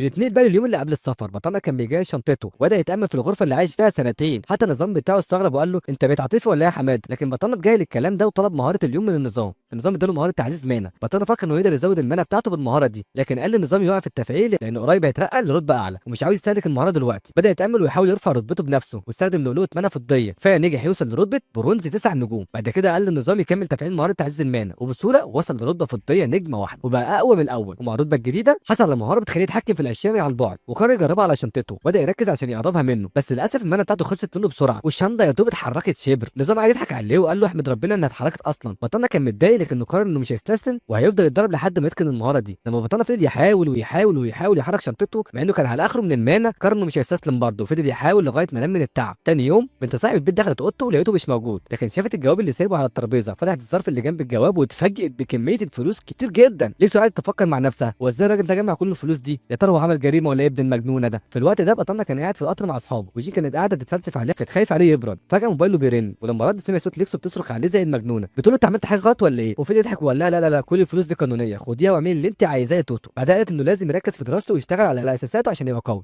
وكمان قالت له اوعى تنسى لو حبيت بنت تعرفني عليها. لما القطر وصل مدينه ماجيك سيتي او مدينه السحر بطلنا نزل مع صحابه، وجانج سون قال له ياه عيلتك بتحبك قوي. المشهد اتحول لوسط المدينه الزحمه اللي مليانه ناس بتروح وتيجي. في وسط الزحمه دي كان في راجل عجوز ماشي وبيلاحظ بطلنا واصحابه. الراجل ده طلع له جين نائب رئيس جامعه ماجيك سيتي، وقرب منهم وقال لبطلنا كنت متاكد انك هتيجي هنا، سمعت عن مواهبكم الكبيره. فجاه الراجل حس بحاجه غريبه لما شاف بطلنا وقال له انت دلوقتي في مستوى فضي. بعد ما خلصوا تسجيلهم راحوا اوضتهم الجديده، وجان سون ده قال لبطلنا انت محظوظ جدا انك وصلت لمستوى فضي بسرعه دي، ويا رب حظك ده يعدي عليا. لكن بطلنا مشغول اكتر بالنظام بتاعه وقرر يسحب مهارته اليوميه. طلع له مهاره تقويه بدنيه مره ثانيه وطبقها فورا. النظام قال له مبروك دلوقتي قوتك البدنيه زي واحد في مستوى ذهبي نجمتين. كمان النظام قال له انه لو كمل في المهاره دي ممكن يوصل لترقيه من مستوى اس. لينو قرر انه يروح لمكتب نائب المدير زي ما قال له، ولما وصل قال له لوجين تعالى خد مكانك. الراجل العجوز بدا يساله شويه اسئله عشان يتعرف عليه اكتر، وشرح له عن تصنيف الرتب في العالم ده من برونز لحد المسيه اللي هي اعلى رتبه. بعد كده سال عن تصنيفه اذا كان مشوه ولا لا، ولما اتاكد ان لينو من نوع الارانب قال له هو حظك اللي جابك هنا. بطلنا حاول يتصرف بطبيعته لكن قلبه كان بيدق بسرعه من القلق عشان مش عارف اذا كان لوجين ده هيروح في باله حاجه عن النظام اللي معاه. لوجين كمل في سؤاله وقال له ازاي وصلت الرتبه الفضيه في وقت قصير. لينو حاول يضحكه وقال له استخدمت لؤلؤات المنع عشان اطور قدراتي. بس لوجين مش مصدق وساله بالنسبه لعدد المهارات اللي عندك قد ايه. لينو قال له انا عندي 7 مهارات. الراجل العجوز ده بدا يبص عليه بتركيز، حاسس في حاجه مش تمام. فجاه لوجين قرر يختبره شويه وقال له طب جرب تضربني بكل قوتك. لينو اللي كان فخور بقوته الجديده جمع كل طاقته وراح ضربه. لما ضربه التراب طار في الجو وكل حاجه حواليه اتشوشت. بعد لما وقف الغبار ده سال لوجين انت كويس؟ لوجين وهو ثابت مكانه بدا يتوتر ويعلى وقال له انت مش بس فضي، ده قوتك زي قوه واحد في المستوى الذهبي، دي قوه رهيبه، لكن اللي كنت عاوز اقول لك عليه انك لازم تشارك في مسابقه الشهر الجاي علشان تقيس قوتك، والمسابقه دي بتدفع جوائز ضخمه. طبعا يونو كان متردد في الاول وقال له مش مهتم، لكن لما سمع ان الجائزه فيها فلوس وحركات غير رايه وقال له انا مستعد وجاهز يا سيد الناس. لما بطلنا رجع اوضته جانج سان رحب بيه وقال له ان زمايلهم في الاوضه وصلوا. لينكو ما قدرش يمسك نفسه من الضحك لما شاف واحد بشعر اخضر، الواد ده اسمه جانج هونج يانج وهو مستيقظ من رتبه برونزيه تسعى على النجوم. بطلنا قعد يستهزأ بيه وبعدها بص للشخص التاني في الاوضه وتهيأله انه والد الولد ده. الشخص ده مش ناحيه بطلنا بهاله مرعبه، وجانج سان وضح له انه كمان واحد من زمايلهم في الاوضه. رغم كده بطلنا ما فهمش ازاي الراجل ده شكله كبير جدا في السن مقارنه بالكل. بعد شويه هزار هونج يانج ده اقترح ان هم يعرفوا مين فيهم الاكبر سنا. كلهم طلعوا بطايقهم ولسوء حظهم لينجو طلع اكبر واحد في الاوضه. هونج يانج كان غضبان جدا لما عرف ده وقرر ان الباقيين ينادوه برقم 2. في الوقت ده حد مر جنب الاوضه وقال لهم ان المستشاره طلبت منهم يتجمعوا في الفصل. كلهم مشوا مع بعض وراحوا ناحيه الفصل وهم داخلين الطلبه التانيين كانوا مصدومين من حاجه. الراجل الكبير ده بسرعه وضح لهم ان هو طالب زيهم، لكن الطلبه التانيين كانوا فاهمين غلط بسبب شكله. بعدين واحده ست وقفت ورا بطلنا وقالت لهم يقعدوا في اماكنهم. بنعرف ان اسمها هان وهي مستيقظه من الرتبه البلاتينيه و8 نجوم، وقدمت نفسها كمستشاره للفصل وقالت للطلبه يقول لها في اي وقت لو احتاجوا اي مساعده. بعدها قالت ان سبب التجمع ده هو اختيار ممثل للفصل وان كل واحد لازم يقدم نفسه. هان دي قدمت نفسها كمستيقظه من نوع ثعالب بتسع زيوت وقالت للطلبه شويه حاجات عن الحاجات اللي بتحبها. بعد كده طلبت من الطلبه يبداوا يعرفوا نفسهم وبدات بجانج. جانج عرف نفسه بطريقه عاديه وقال لهم ان هو بيحب تشونج مين. المستشاره ضحكت على طريقته المباشره دي. بعدين بطلنا عرف نفسه والمستشاره قالت للطلبه يركزوا على الارنب اللي جاب الدرجه النهائيه في الامتحان. بعد الطلبه بداوا يهمسوا ويتكلموا عنه وبيتسالوا اذا كان دخل الجامعه بس بالدرجات اللي جابها دي ولا لا، لكن بطلنا قرر يتجاهل الكلام السلبي ده. بعد ما الطلبه خلاص تعرف نفسهم المستشاره قالت لهم يختاروا ممثل الفصل ووضحت ان كلهم مميزين واعلنت عن اختيار الاربع طلاب من الرتبه الفضيه وهم دول هيكونوا مرشحين وهم جين ولينكو وانج تشين وسيمان. كل واحد كان عنده دقيقتين يحاول يقنع زمايله يصوتوا له. سيمان اللي هو متحول لنسر بدا الاول عرف نفسه بالطريقه الرسميه وقال لهم انه كان ممثل لفصل من ايام الابتدائي وطلب منهم يصوتوا ليه، بس كلامه ما ابهرش الناس قوي. بعدين دور بطلنا هو ما كانش متحمس اصلا خالص ببصله وقال لهم مباشره انا مش عاوز اكون ممثل وطلب منهم يصوتوا لجين بدلا منه. الشاره شافت انه مجرد مشاغب لكنها نقلت الميكروفون لجين. جين اللي معروفه بلقب موسى مدرسه الثانويه طلبت من الكل يصوتوا ليها بكل بساطه ورجعت الميكروفون. اصحابها شجعوها جامد وده المتوقع. اخيرا الميكروفون راح لوانج تشين رغم انها شافت شعبيه جين ما حسيتش باي تهديد. لما وقفت في نص المسرح كل الولاد ما قدروش يبطلوا يبصوا عليها وقدمت نفسها باسلوب جذاب جدا وطلبت منهم يصوتوا ليها. الجمهور كله بدا يهتف بحراره. بطلنا لاحظ ان جين وتشين عكس بعض تمام. بعد شويه المستشاره خلاص فرز الاصوات وكانت متفاجئه من النتيجه. فضلت تماطل شويه عشان تشوقهم وبعدين قالت ان جين هي الفائزه وتشين جت في المركز الثاني كنائبه للممثل وده خلاها في حاله غضب وكانت مستعده تضرب اي حد ما صوتش ليها. لما التصويت خلص خلاص المستشاره بدات تتكلم عن تدريبهم العسكري. شرحت لهم ان التدريب هيكون صارم جدا وان اللي هيغيب عنه هيتم فصله وقالت ان المدربين هيكونوا جنود من فرقه الطائر القرمزي اللي عندهم خبرات حقيقيه في المعارك. بطلنا سهل اذا كانت فرقه الطائر القرمزي دي معروفه اصلا وده خلى سيان يتصدم. بعدين بتوضح تيان بقى ان الفرقه دي هي الوحيده في البلد المتخصصه في القتال الجوي. في نفس الوقت تين كانت بتفكر ازاي تقرب من بطلنا بعد ما شافت وسامته وهي تتكلم معاه عن الفرق التانيه وهي بتحاول تقرب منه، لكن بطلنا كان سرحان في تفكيره بما ان عنده مهارات مرتبطه بوحوش المونك. كان حاسس انه ممكن يسأل على حيوان ركوب. لما يوم التدريب وصل الطلبه اتجمعوا في ساحه التدريب. شونج مين كان بيتكلم مع جانج سانا عن انه فقد شويه وزن وبطلنا كان حاسس بالغيره ويتمنى يكون في نفس الموقف مع اللي معجب بيها. فجاه لاحظوا ريش بينزل من السماء ونسر ضخم قرب منهم وفوقه كان في مستيقظ بيأمره يهبط. لما الطائر وصل للارض الشخص ده نزل واعلن بدايه جلسه التدريب. الشخص ده عرف نفسه على انه لين تشونج المدرب الرئيسي للتدريب بتاعهم وبسرعه وضح لهم انه شويه عيال توتو ما يعرفوش العالم قاسي قد ايه. قال لهم ان المدربين اللي وراه دول هيبداوا يدربوهم زي الجنود. واحد من المدربين قرب من بطلنا وعرف نفسه على انه تشين مينج. بطلنا بدا يهزر عن اسم المدرب واسم المدرب الرئيسي يعني بيستلوح عليهم. لما المدربين شافوا حماس الطلبه قرروا يدوهم درس ما ينسوهش ابدا. تشين مينج ده طلب منهم يجروا 10 لفات حوالين الساحه ومنعهم يستخدموا اي مانع. الطلبه ما صدقوش ان ده اول تمرين وكانوا مصدومين من قساوه التمرين ده. الطلبه بداوا يجروا والمدربين بيراقبوهم وزي ما هو متوقع بعض الطلبه بدا يقعوا بعد 5 لفات. المدرب كان بيراقب اداء الكل لكن بطلنا شد انتباهه لانه كان بيجري مرتاح جدا. وتشين مينج ده ما قدرش يفهم ازاي بطلنا اللي شايفينه متحول عديم الفائده قدر يتفوق على الكل. حتى جين وتشانكر كانوا تعبانين جدا وبطلنا كان قلقان ان اللي معجب بيها مش قادره تكمل. قرر يرجع عشان يساعدها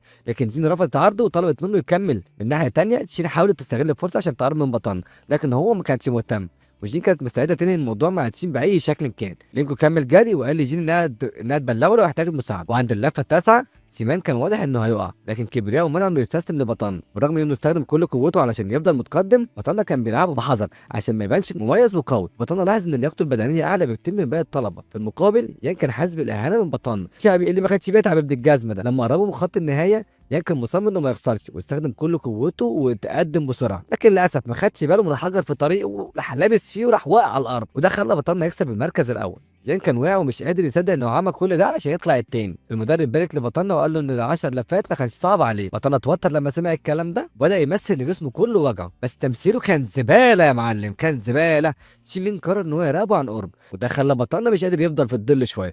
بطنه قرر يلوم يان على كل اللي حصل وعايز يستهزأ عليه وان هو خاسر مثير للشفقه. يان من ناحيته بره خسارته بانه وقع وما كانش مدرك ان بطنه كان بيخفف من ادائه. لما بطنه وصفه بالخاسر الفاشل ده يان رد عليه وقال له ان الارانب ما هي الا اكل النسور، لكن بطنه رد عليه بكل ثقه وقال له انه ما يعرفش حاجه. ومع انتهاء باقي الطلبه من لفاتهم المدرب جمعهم كلهم وبدا يديهم تقييم مبدئي. شين مينج امرهم يعملوا 100 ضغط في 5 مجموعات. الطلبه لما سمعوا ده كانوا مصدومين وبدا يشوفوا المدرب على انه شيطان قاسي. المدرب طلب منهم يبداوا فورا ويعدوا بصوت عالي علشان يسمعهم، وحذرهم ان اي حد يستهين بالمهمه هيزود عليه مجموعه اضافيه. سيمان كان واثق انه هيكسب في التمرين ده لانه متعود على تمرينات الضغط، لكن اتصدم لما شاف بطنه بيعمل الضغط بسرعه غير طبيعيه. بطنه قرر انه مفيش داعي يخبي قوته اكتر من كده وبدا يديها بكل طاقته. المدرب لاحظ اداء بطنه المميز وقرر يراقبه عن قرب اكتر واكتر. بعد ما الطلبه خلصوا مجموعتهم كانوا منهكين تماما، وبدا يشتكوا من قسوه المدرب اللي ما بيرحمش. شينج مانج ده قال لهم ان عندهم ساعتين راحه قبل ما يبداوا جلسه بعد الظهر، وهو شايفهم مكتئبين قرر يديهم فرصه وامل. قال لهم ان هيخفض قوته لمستواهم ولو حد قدر يغلبه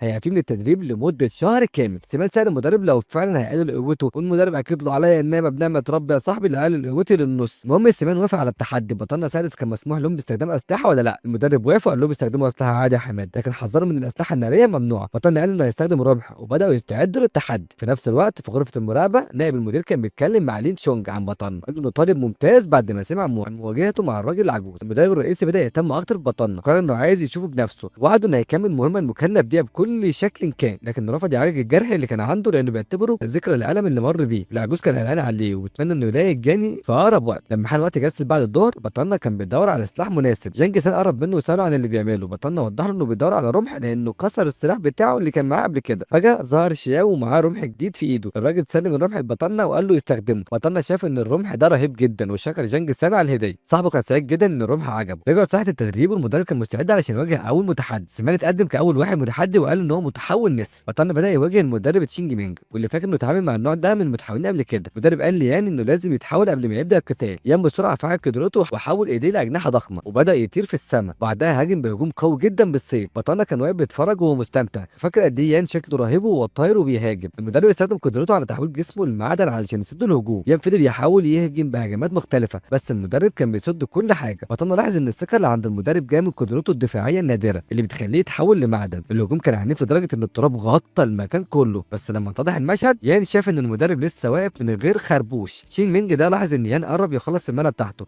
وساله لو عايز تستسلم يا حموكش قول لي. يان ما كانش قدامه اي اختيار تاني فاضطر ان هو يعترف بالهزيمه. بعدها المدرب نادى على التحدي اللي جاي وتشان دخلت الميدان عشان تواجه. المدرب اخذ ولايه القتال بتاعته وشاور لها انها تبدا. تشان ضربت كره نار بس المدرب استغرب ليه الهجوم بتاعها بطيء وضعيف بالشكل ده وقرر ياخد المبادره ويهجم عليها. للاسف وقع في الفخ بتاعها وبدات ترمي عليه وابيلات متتاليه من الكرات الناريه. المدرب كان متفاجئ جدا لكنه استخدم دفاعه المعدني علشان يحمي نفسه. تشان جمعت قوتها عشان تطلق اعصار ناري ضخم. كان المدرب في خطر حقيقي لدرجه انه شاف ان الحمايه المعدنيه مش هتكفي مع النيران العنيفه دي. تشان اضطرت تستسلم بعد ما خلصت المنه بتاعتها والمدرب اعترف بقوتها الكبيره. الدور الجاي كان نيجين اللي اتقدمت بكل ثقه، وقبل ما تبدا سالت المدرب لو محتاج ياخد راحه ولا حاجه، بس هو اكد لها ان هو جاهز وكله زي الفل و100 فل و10. وعلى اشاره البدايه جين استخدمت سهم جليديه وضربت بيها على المدرب. رغم انه صد الهجوم الاولاني لقى نفسه قدام وابل من المقذوفات الجليديه اللي حصرته. المدرب اضطر يحول جسمه بالكامل لمعدن علشان يقدر يتحمل الهجوم. بطلنا كان بيتفرج على جين وهو فخور جدا بيها وقد ايه قويه ومبهره وعظمه العظمه وموزه الموزز. في النهايه جين برضه اضطرت تستسلم لما الماله بتاعتها خلصت، والمدرب بالكاد كان لسه واقف على رجليه. المدرب سأل لو في اي حد تاني عاوز يتحداه، بطلنا رفع ايديه وقال له انا جاي لك يا حموكش. بطلنا بصنعه لطافه والشياكه سأل المدرب لو محتاج ياخد الصراحه بعد المعارك اللي خاضها دي كلها، بس المدرب طمنه وقال له لا اسد يلا في ايه شغال. وقتها ظهر المدرب الرئيسي لين تشونج وقال للمدرب تشينج مي انه ياخد الصراحه ويجهز نفسه كويس. لين تشونج قرب من بطلنا وقال له انه سمع كل حاجه عنه من نائب المدير، كان متفاجئ لما بطلنا ذكر قدرته المكانيه. حاول بطلنا يغير الموضوع بس المدرب الرئيسي كان واضح انه شايف قدرته هتفيده جدا في المستقبل. بعدها قال لبطلنا انه لازم يدي المدرب تشينج مينج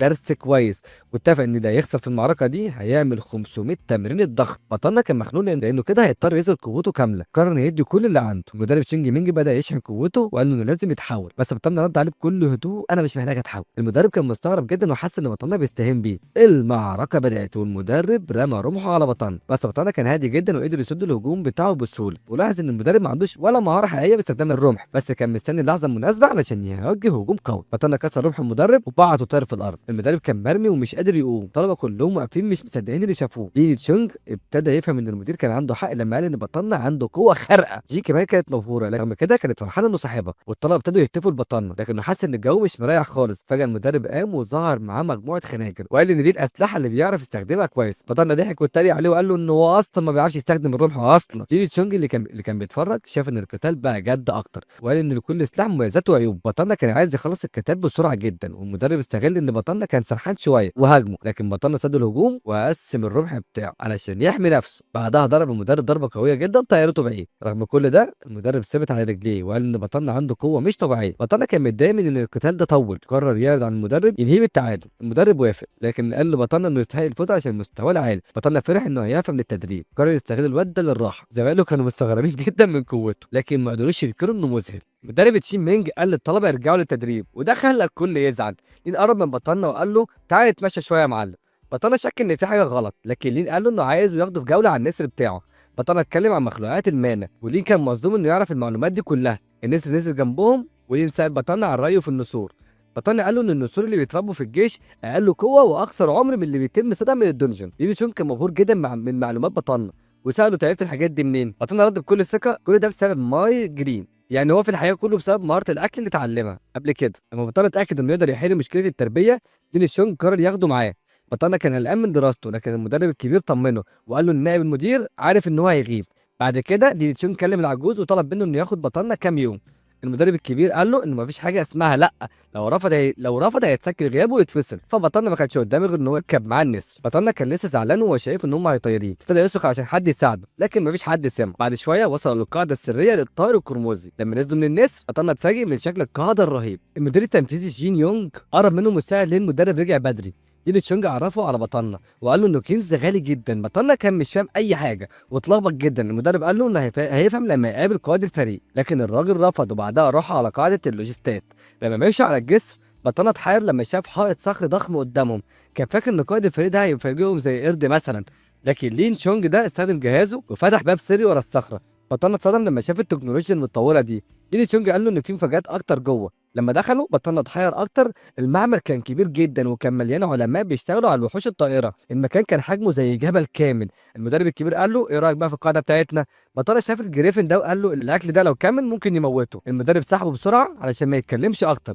وصلوا الباب وقال له ان في واحد مجنون في ابحاثه جوه، وبدل ما يخبطوا على الباب لين تشونج ركن الباب زي المجنون. وسط الغبار لين سأل الراجل اذا كان في طريقه تانية افضل للدخول ولا لا، ولما الغبار ده اتشال شافوا بنت شعرها اصفر. المدرب قال له دي قائد الفريق. لين تشونج قال لبطلنا ان البنت دي معلمه شيطانيه من الفئه الذهبيه. البنت لما شافته اتفاجئت، وبطلنا كان مش فاهم يعني ايه معلمه شيطانيه.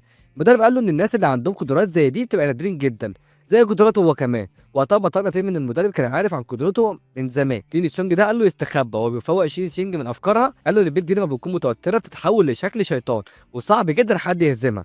اول ما لمس كتفها البنت مسكت مسدسها وبدات تطلق النار بشكل عشوائي. المدرب قدر يتفادى الرصاص، لكن واضح ان شينج دي فقدت عقلها تماما. بطلنا كان بيراقب من بعيد ولاحظ ان لما خلصت الرصاص بدات تظهر هاله شيطانيه حواليها، وسمعوا اصوات مرعبه، واظافرها كبرت وطلعت انياب وحواجبها زادت، ومع شعرها هاجمت على لين. ليلي تشونج رفع حائط كبير علشان يحمي نفسه، بس ما كانش كفايه علشان يوقف البنت المجنونه الشيطانيه دي عن تدميره.